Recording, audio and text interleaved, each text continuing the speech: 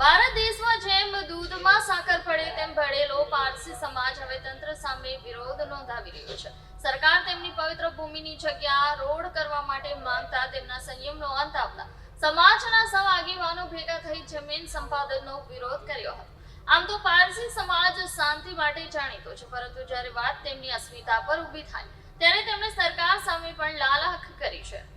નવસારીમાં પૂર્ણા નદી પર નવા પુલના નિર્માણ માટે જમીન સંપાદન પ્રક્રિયા તેજ બનતા પારસી સમાજમાં ભારે રોષ જોવા મળ્યો છે. આ પ્રોજેક્ટમાં પારસી સમાજની 500 વર્ષ જૂની પવિત્ર ડુંગરવાડીની જમીન આવતા આજે મોટી સંખ્યામાં પારસી અગ્રણીઓ અને સ્થાનિકો એકત્રિત થઈ તંત્ર સામે વિરોધ નોંધાવ્યો હતો. સમાજનું કહેવું છે કે ડુંગરવાડી તેમની અમૂલ્ય ધરોહર છે અને અગાઉ રોડ પહોળા કરવા માટે સ્વેચ્છાએ જમીન પણ આપી ચૂક્યા છે. નેશનલ કમિશન ફોર માઇનોરિટીઝના વાઇસ ચેરમેન કેસી દેવુએ સ્પષ્ટ શબ્દોમાં જણાવ્યું કે પવિત્ર જગ્યા પર હવે કોઈ અતિક્રમણ સહન કરવામાં આવશે નહીં અને હાલનો 18 મીટરનો રસ્તો પૂરતો છે. બીજી તરફ પ્રાંત અધિકારીએ જણાવ્યું કે નવા પુલ માટે પ્રાથમિક અધિસૂચના બહાર પાડવામાં આવી છે અને પારસી સમાજના ટ્રસ્ટીઓને ચર્ચા માટે બોલાવવામાં આવ્યા છે.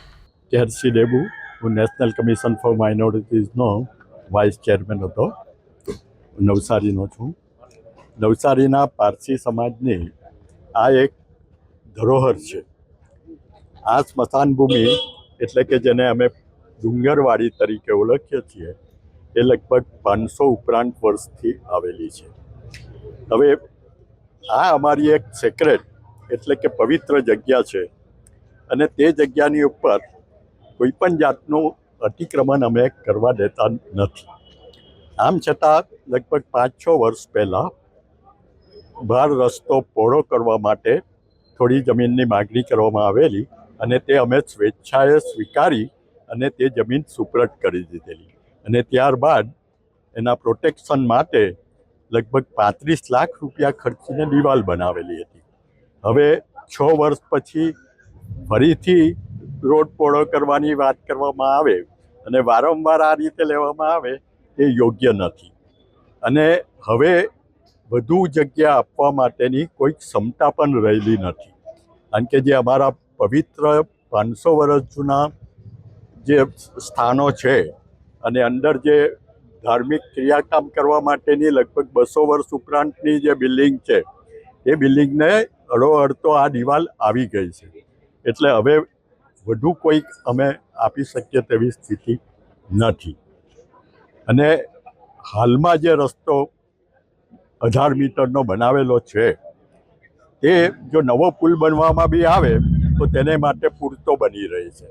એટલે હવે વધારાની જમીન કંઈ એક્વાયર કરવાની અમારી દ્રષ્ટિએ કોઈ જરૂર દેખાતી નથી. આજે તમે જુઓ છો કે પારસી સમાજ આખો નવસારીનો પારસી સમાજ અહીં ભેગો થઈ ગયો છે. સામાન્ય રીતે સ્કૂલની જગ્યા લઈ લીધી, હોસ્પિટલની જગ્યા લઈ લીધી. એ વખતે કોઈએ વિરોધ નહીં કર્યો, પરંતુ આ એક અમારી પવિત્ર જગ્યા અને એને માટે આજે નવસારીમાં આટલી મોટી સંખ્યાની અંદર પારસીઓ પણ અહીંયા ભેગા થઈ ગયા. એટલે ટૂંકમાં કહેવાનો અર્થ એવો છે કે નીચી બોર્ડની જોઈ ને જુડિયા કરવાનું એ વારંવાર કરે એ અમને મંજૂર નથી. આમાં પ્લાનમાં બદલાવ ન થશે તો શું?